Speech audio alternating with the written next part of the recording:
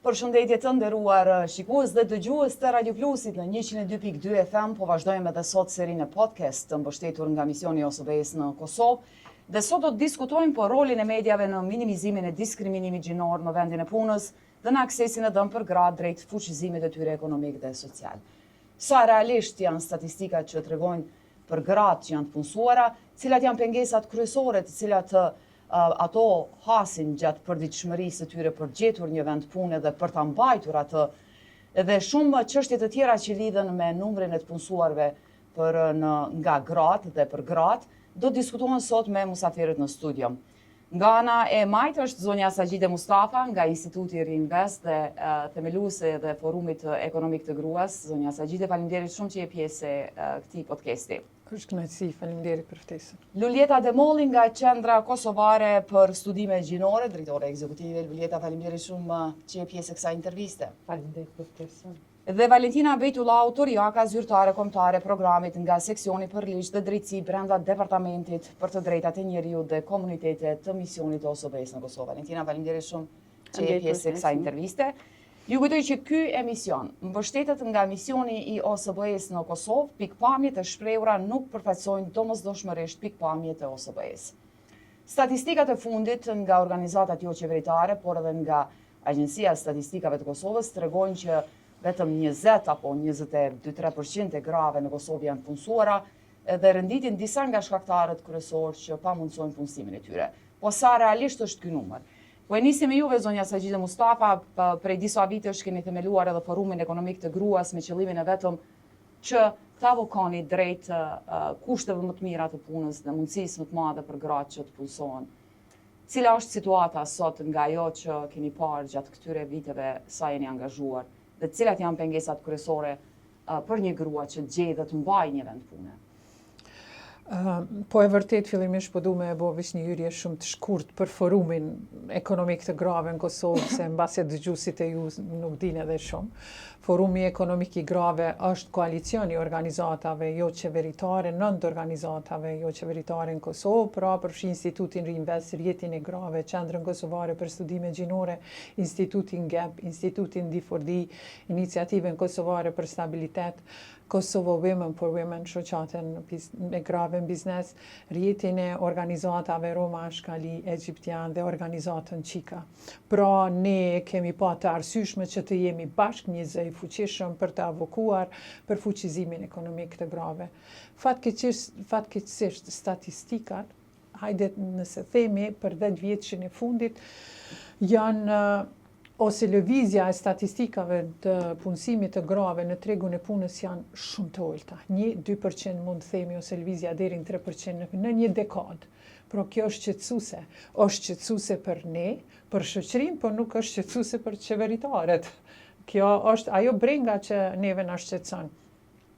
Po e them këtë sepse neve si Forum Ekonomik i Grave që nga viti 2017 e kemi ngritur zërin nëpërmjet një dokumenti të prodhuar si koalicioni organizatave që quhet Agenda Nacionale për Fuqizimin Ekonomik të Grave. Që në farë forme ka qenë pari i këtij lloji. I pari dokument edhe i pari ka mbetë si i tillë për t'i adresu këto çështje, për t'i ndryshu politikat, ka qenë një zë i përbashkët i shoqërisë civile që avokojnë për fuqizimin ekonomik të grave dhe si i tillë ka qenë një zë i përbashkët për me ndru këto politika. Fatkeqësisht nuk ndruan, tash jemi thuajse në 7-8 vite prej asaj kohe dhe ende kemi shumë pak lëvizje në punësimin e grave. Statistikat e vitit 2024 tregojnë se rreth 24% e grave janë aktive në tregun e punës. Janë aktive, do me thonë qarkullojnë lëvizjen në tregun e punës, ndërsa dikon rreth 19.5% janë gra të punësuara. Kjo është një shqetësim, kur e krahasoj me mashkuj që dikon rreth 60% është punësimi i tyre. Pse kjo jo vetëm kjo si statistikë që është për shqetësim, po ne kemi 75% një aktivitetin e grave në tregun e punës. Tani ka diskutime të ndryshme se në mes të këtij 70% që dikun është 20% jo formaliteti. Unë nuk mund ta vërtetoj këtë sepse na duhen statistika për ta vërtetuar. Mirë po, aty jemi diku, sepse ne kemi zakonisht sektori i shërbimeve, ka gratë të punësuara me të cilat edhe nuk janë të regjistruara formalisht në punën e tyre. Jo vetëm kjo, nëse themi për biznese, po ne i kemi profesionin e dadove ose ndihmëseve në shtëpi, mirëmbajtëse të cilat nuk janë as pak të regjistruara. Dhe kjo hyn atë 75% të jo aktiviteti i grave. Neve si Forum Ekonomik i Grave, bashkërisht, pra kemi kërkuar që të kemi ndryshim, të kemi politika më të mira në tregun e punës për ta bërë këtë balancim. Tash barierat kryesore që gratë mbesin jashtë tregut të punës është kujdesi. Kujdesi ndaj fëmijëve, kujdesi ndaj pleqve. Pra për 8 vite sa kemi arrit me e prodhua dokumenti i cili e ka identifikuar dhe në atë kohë që kjo është bariera kryesore që gratë, ne kemi pak lëvizje, do me thonë në ndërtimin e qerdheve të përballueshme po flasim, sepse ne po folim për një standard të cilin e ka pjesa dërmuese e qytetarëve, sepse ne kemi qerdhe në sektorin privat që janë shumë mirë, janë të përformu, janë të kushtueshme, të cilat nuk i përballon në xhepi i secilit qytetar apo të themi kategoritë shoqëria e mesme. Prandaj ne nëpërmjet këtij dokumenti kur e kemi publikuar në atë kohë, kemi dhënë rekomandime që në këtë aspekt mund bëhet edhe subvencionim, pra nëpërmjet vaucherëve, që komunat mund me dhënë vaucher për me mujt me i subvencionu familjet të cilat nuk kanë mundësi. Dhe një gjë të tillë për aq informata sa ne kemi, vetëm Komuna e Prishtinës është duke apliku.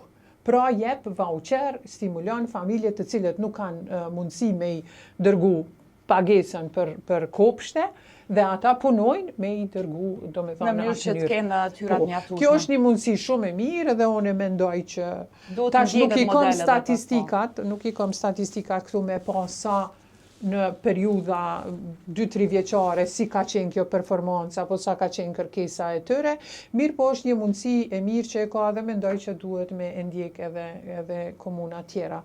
Përveç kësaj, gratë ballafaqohen edhe me barierat të tjera për qasjen e tyre në tregun e punës.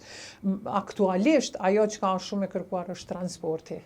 Do me thonë, qasja deri te vendi i punës është i largët për gratë, qasja deri te qerdhja është i largët për gratë. Prandaj një transport publik më i rregulluar do ta lehtësonte shumë këtë barierë.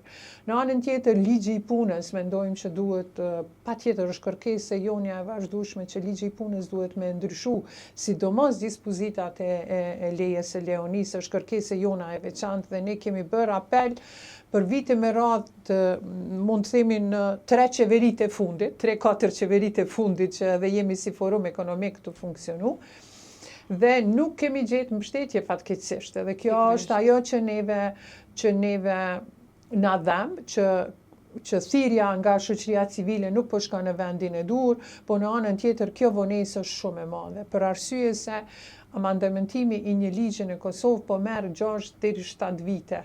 Amandamentimi, imagjinone, derisa të hynë në fuqi, në nështruhet të hynë në fuqi, implementimi, prap e kërkon kohën. Pikërisht tek ligji i punës, Luljeta, edhe ju si Qendër Kosovare për Studime Gjinore keni avoku prej kohësh sa i përket ndryshimit të ligjit punës në mënyrë që t'ju jep më shumë akses grave në tregun e punës me lehtësirat që do duhet i ofronte.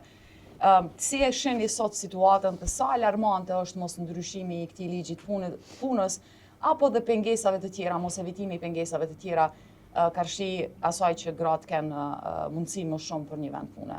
Në realisht, në qysh folje dhe Sagjitja, pajtona plotësisht, ligji i punës nuk i ka largu mos krimi i ligjit punës ose mos pasja një ligjit të ri të punës, na tregon që nuk janë largu barierat për gratë.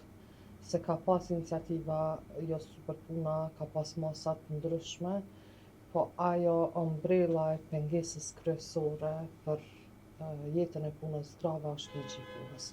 Pse e them këtë? Sepse ligji i punës përpas pushimi i Leonisë, i cili është barë e sektorit privat e ka bërë që mos me punësu gra cilat janë në kohën e planifikimit familjar edhe nuk e ka rrit aq është, domethënë 10 vite nuk ka ndryshu statistika. Çaq sa ka jetis ligji i që është në treg, domethënë është një indikator që na tregon qartë se prej kur ka hyrë ligji i punës në fuqi, prej atëherë asnjë lëvizje. Domethënë na tregon shumë qartë, nuk ka matje më të saktë për me tregu që ke gabu me një masë edhe ke vendos një barë të madhe, për shembull dje ishim në një takim me infermierët, morëm vesh për shembull me një spital në QKK, dikun 18 gra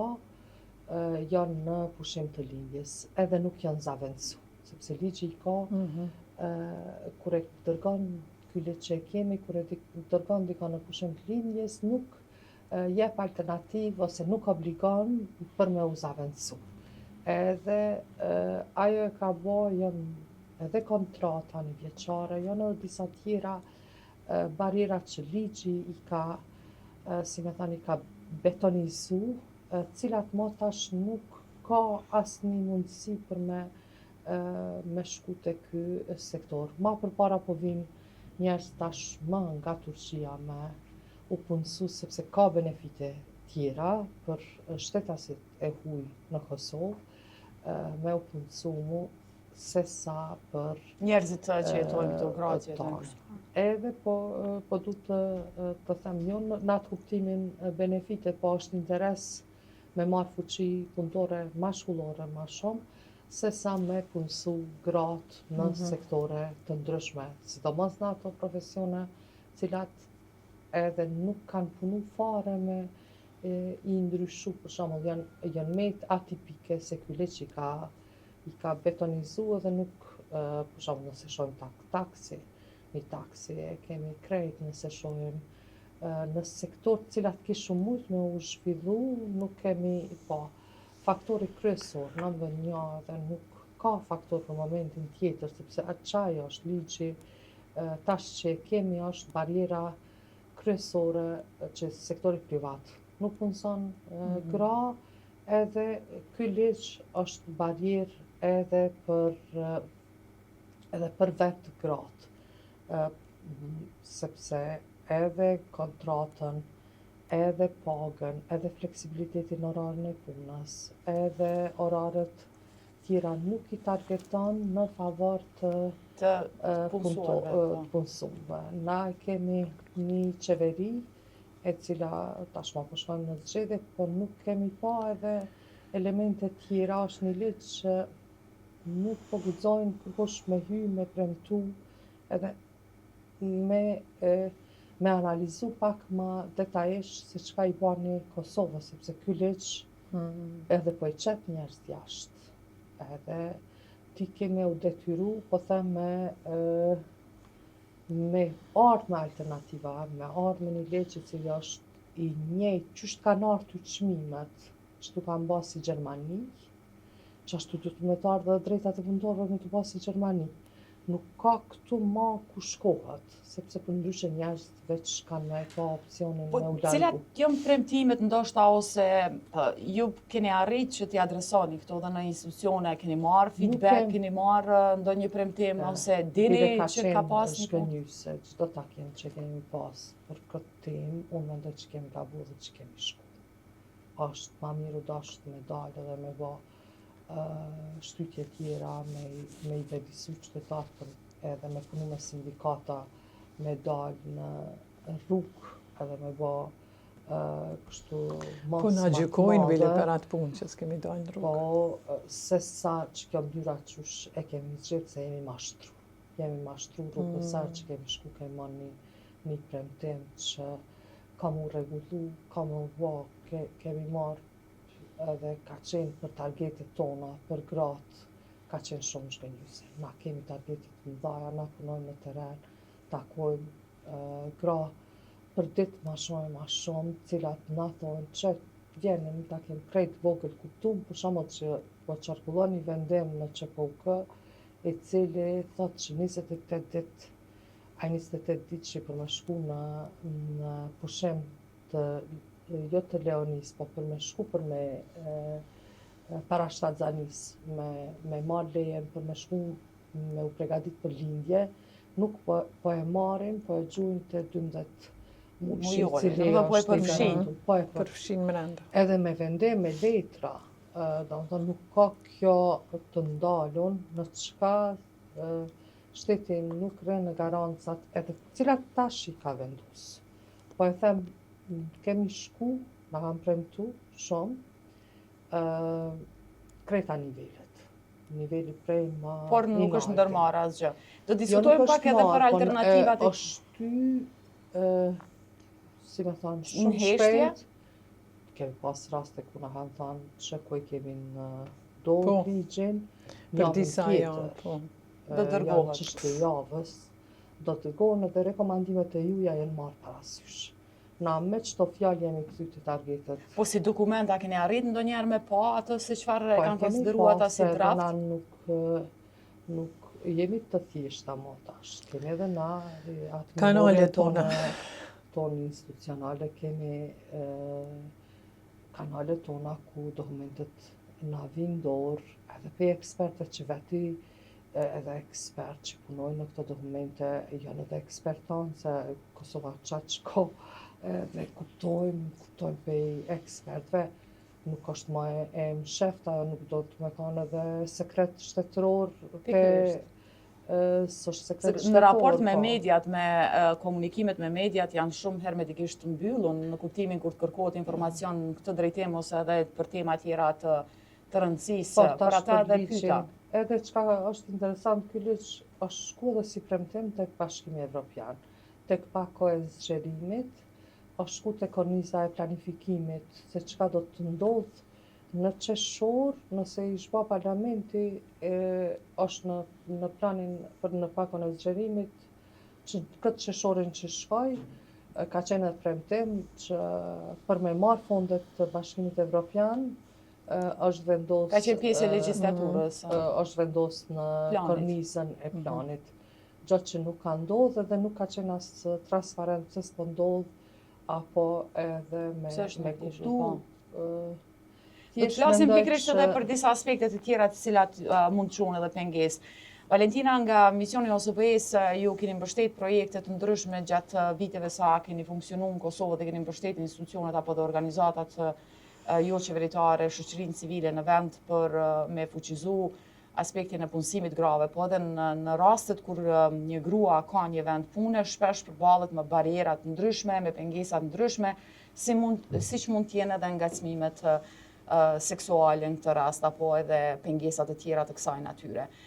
Sa është alarmante edhe ky aspekt edhe për këtë 24% që i kemi të punësuar zyrtarisht, sa e keni pa nga puna juaj e përditshme tjetë situata, si është situata sot? Po, ne si OSBE kemi punuar në shumë drejtime për fuqizimin e grave dhe përmirësimin e tyre në vendin e punës, por jo vetëm në vendin e punës, por edhe përfaqësimin e tyre në pozitat vendimarrëse.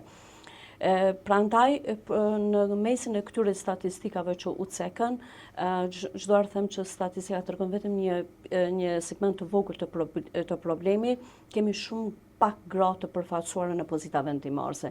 Pra në vendet ku duhet të dëgjohet zëri dhe të mirën vendimet, janë më pak të përfaqësuara gratë, qoftë në nivelin qendror, po ashtu edhe në nivelin lokal.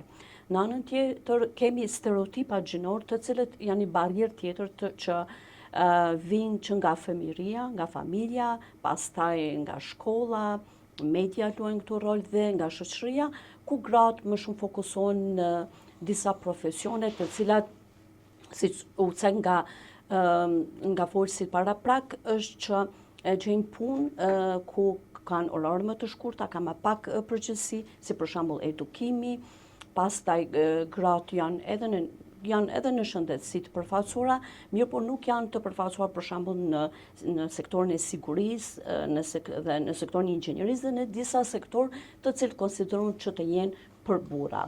Është puna e paguar në mënyrë jo të barabartë ndaj grave dhe burrave, të cilët gratë nuk paguhen në mënyrë të barabartë Për punën e njëjtë. për punën e njëjtë që bëjnë me burra. Në anën tjetër,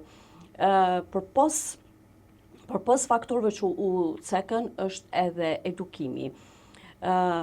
Koha ka ndryshuar, tani shohim çdo ditë më shumë vajza dhe gra të cilat shkollohen, megjithatë ekzistojnë ende stereotipa gjinore që roli i gruas është në familje, të kujdeset për familje tjerë dhe të martohet dhe të mos jetë të mos jetë bartëse kryesore e financave të familjes, po të jetë burri. Prandaj ndonjëherë edhe prindërit investojnë më shumë në djem sesa në vajza në shkollimet e larta, për shkak se i shohin benefitet që ata në të ardhmen do të jenë bartës të financave të familjes dhe mbështetës.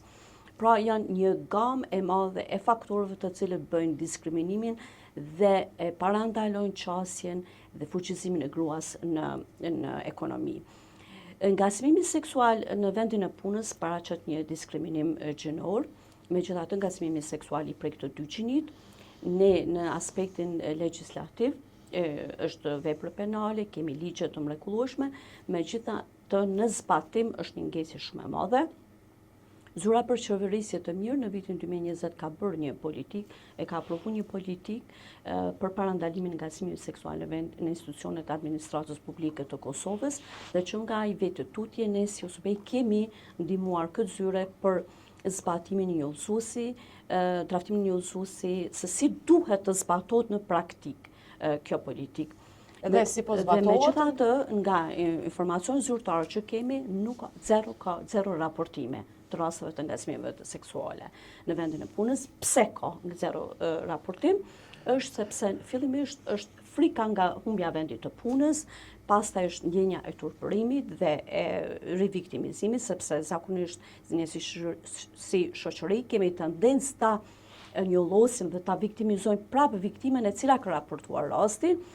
Në anën tjetër, në institucionet administratës publike të Kosovës nuk ka mekanizma të qartë ku duhet të raportohet, si duhet të raportohet, është çështja e besueshmërisë, është çështja e nuk di ku të raportohet, është konflikt interesi, sepse ndonjëherë mund të ndodhë ngacmim seksual nga vetë, është për shembull udhëheqësit apo anëtarët të cilët janë pjesë të mekanizmave disiplinor e të tjerë. Pra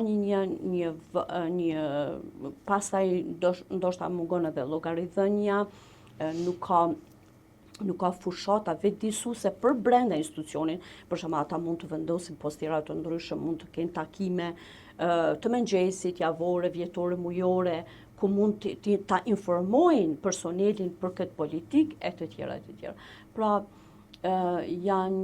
ndërsa në sektorin privat, ndoshta Luljeta mund ta elaborojë më shumë sepse ne nuk e kemi prekur sektorin privat, mirë po besojmë që ka shumë diskriminim gjinor dhe ka shumë ngacmime seksuale në vendin e punës, po ashtu që mund të qoftë edhe një pengesë kryesore ndoshta për gratë që të mbajnë atë vend punës, të mbajnë apo edhe të aplikojnë. Shumë herë është edhe për shembull është ai hezitimi të aplikohet edhe në sektorin privat sepse mund të jetë është tendenca.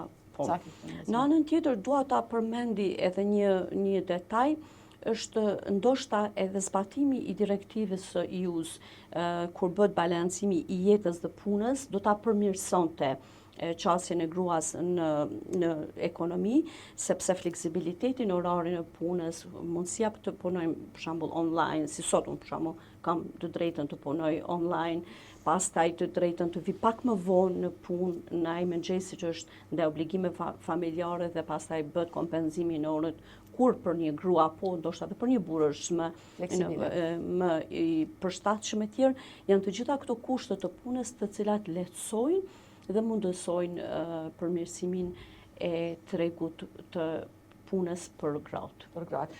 Zonja Mustafa, përmendëm pak a shumë statistika dhe situatën sa i përket ndoshta komunikimit juaj si forum ekonomik i gruas me institucionet përgjithëse dhe përkatëse, dhe tani e kuptuam që një farë forme ky komunikim nuk ka adresu gjitha ato nevojat emergjente që keni pas, po janë edhe aktorë të tjerë, siç e përmendi edhe Luljeta, të cilat ndoshta mund të përdoren që kjo situatë për këtë gjendje të avokohet më shumë. po në këtë rast edhe media. Gjatë gjithë këtyre viteve, ne kemi pa që dominimi në media është ndoshta politik, i akterëve politik të ndryshëm, sa kanë qenë për krahës për të ngritë zërin për këto tema kaq të rëndësishme.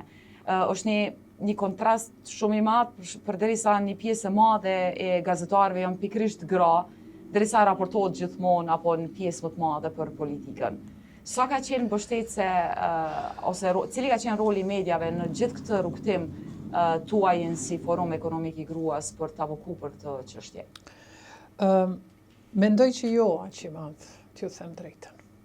Jo, për mendimin tim shumë i pakët. Prandaj mediat është roli qendror për të bartë mesazhin të qytetarët. E ky rol duhet mu aktivizu shumë. Sepse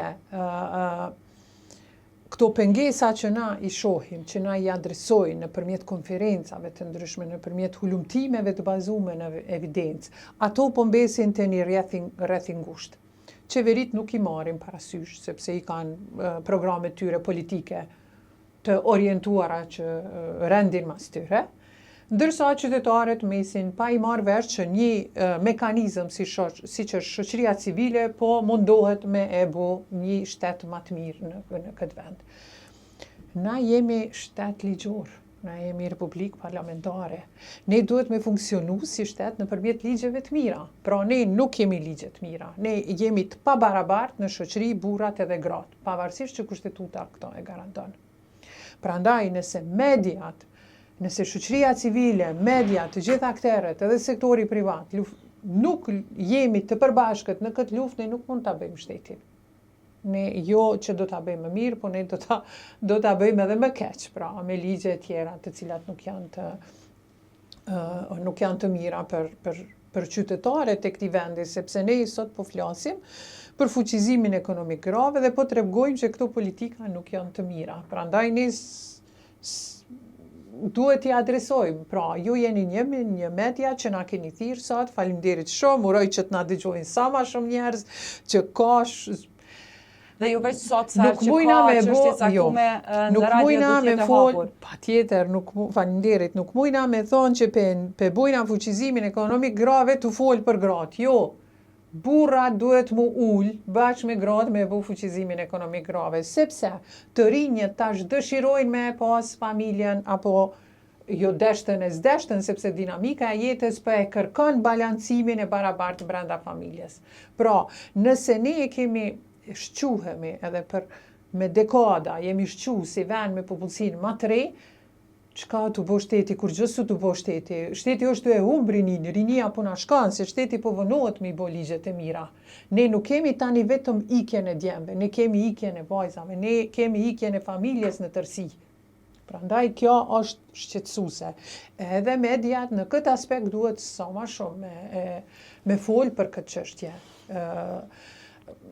Dëgjoni, ne Sa keni pas hapësirë ju ju e thatë shumë pak në gjeneral, po për shembull nëse keni kërku nga një medium që të mbështes një takim ose një çështje për të avoku? Unë po e zo, ne mbajmë thuajse brenda vitit si nënt organizata që jemi, si themi dhjetra ngjarje, konferenca. Në media çdo herë shkon ftesa.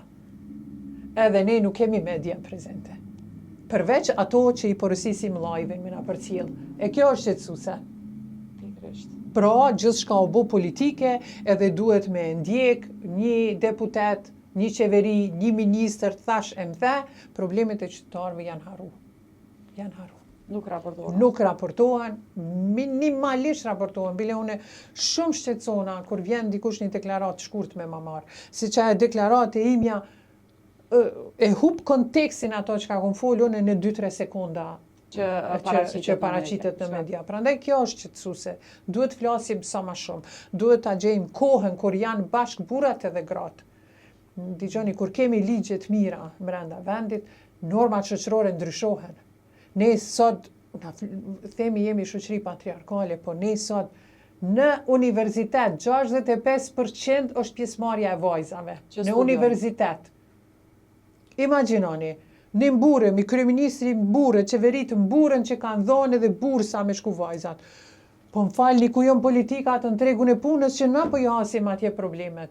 A e di sa kohën e merr një politik për me u funksionalizu në tregun e punës? Ka absurditete punës me këtë ka absurditete. Në anën tjetër unë duhet me thonë se kjo një bar ju ka vu sektorit privat, përgjithësia e pagesës së lejes së Leonis, sepse njëjtën kohë ai duhet me zëvendësu vendin e saj, i ka dy pagesa njëjtën kohë, mirë po nuk duhet keq kuptohem se ne kemi një ligj aktuale dhe sektorit privat duhet me implementu ligjin, duhet me pagu që në masë të madhe dhe nuk paguhet sot leja e Leonis, e në anën tjetër kemi një inspektoriat thuajse gati jo funksional. Jo funksional për shkak se nuk ka resurset mjaftueshme për me mujt me Pikërisht është një numër Prandaj, jo vetëm një temë të folim për ligjin e punës, po ne kemi shumë çështje tjera me të cilat media do duhet të merreshin, të cilat në mënyrë direkte apo indirekte interferojnë në çështje që ne nuk e kemi një balancë të mirë në tregun e punës. Dhe ta përmirësojmë këtë situatë. Lulieta, ju keni pas shumë kampanja si Qendër Kosovare për Studime Gjinore, shumë nisma për sensibilizim të opinionit, po sa realisht e keni pa që jeni mbështet në gjithat punë që i keni bërë, qoftë edhe në kuadër të forumit ekonomik që e përmendi edhe zonja Mustafa, po edhe si Qendër Kosovare për Studime Gjinore, do duhej se e përmendet pak më herët që ndoshta kjo teknika apo kjo shprehia për të komunikuar me institucionet nuk ka pas rezultate, ju duhet do të kishte qenë ndoshta mirë që të shfrytëzoni rrugë të tjera. Është media në të rast apo keni marrë mbështetje edhe nga mediat roli i saj?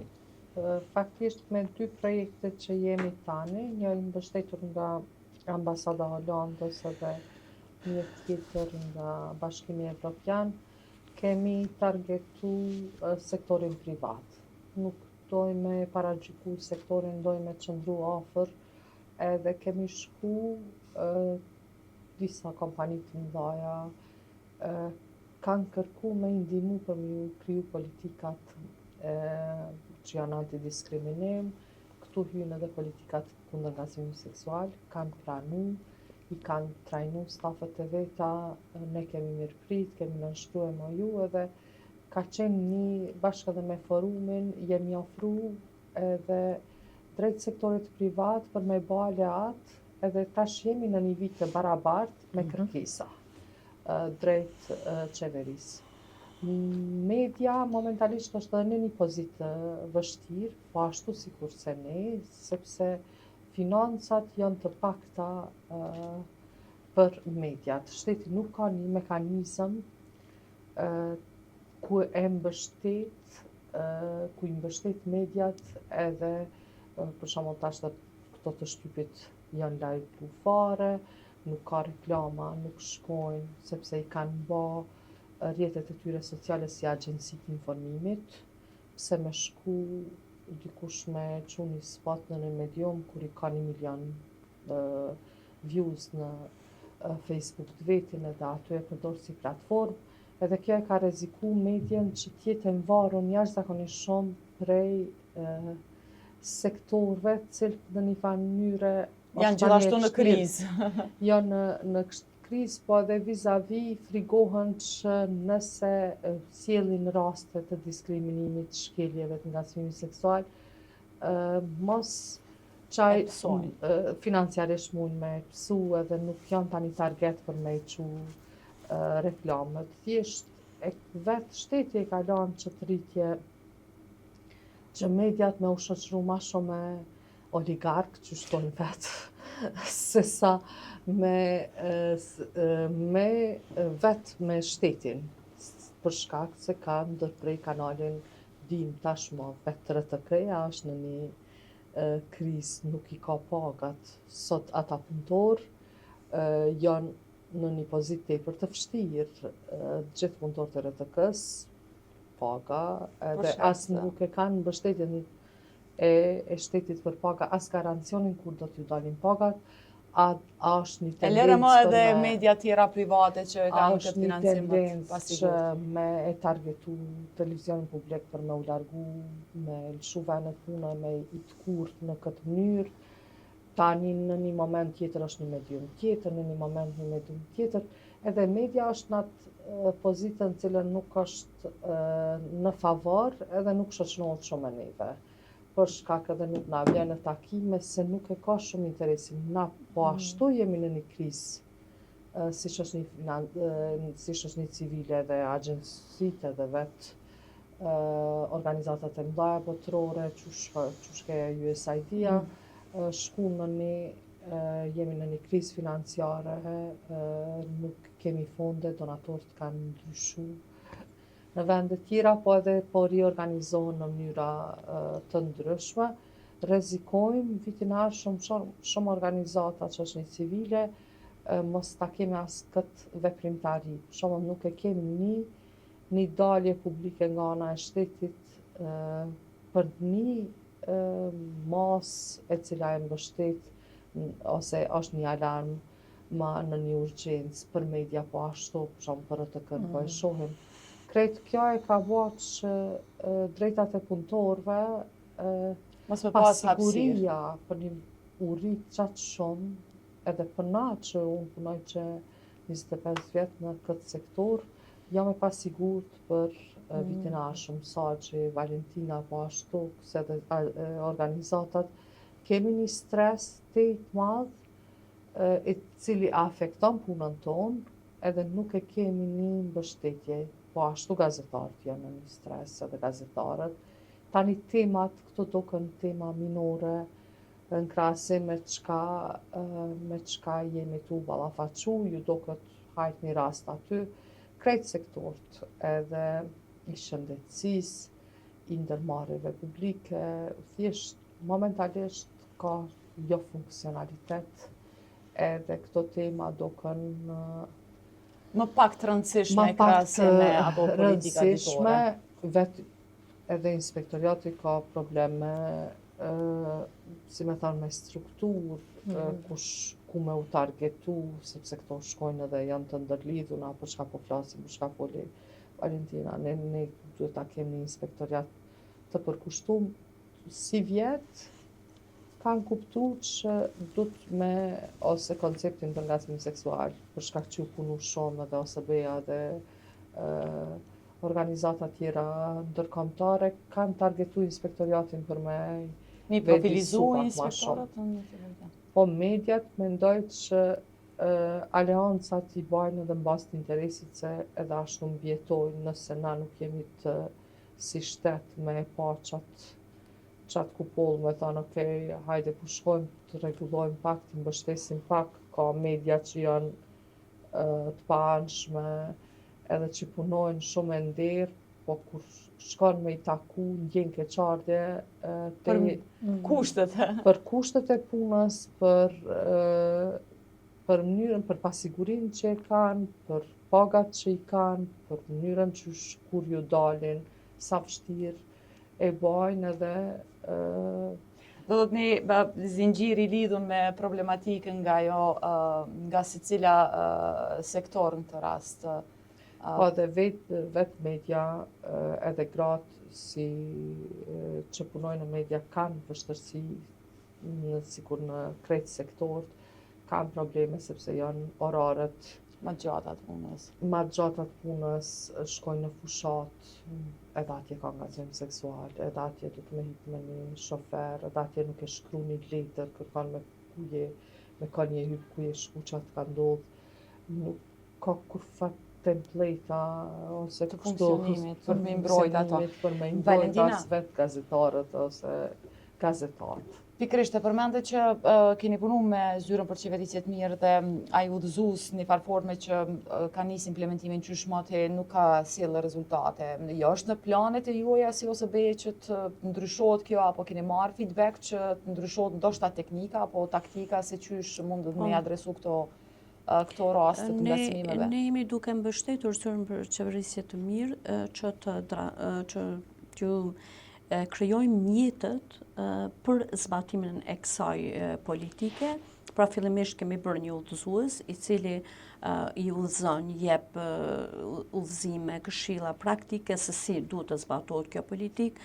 Pastaj këtë udhëzues kemi mbështetur shumë trajnime të ndryshme në terren, qoftë në nivelin qendror dhe lokal, për ta prezantuar këtë udhëzues.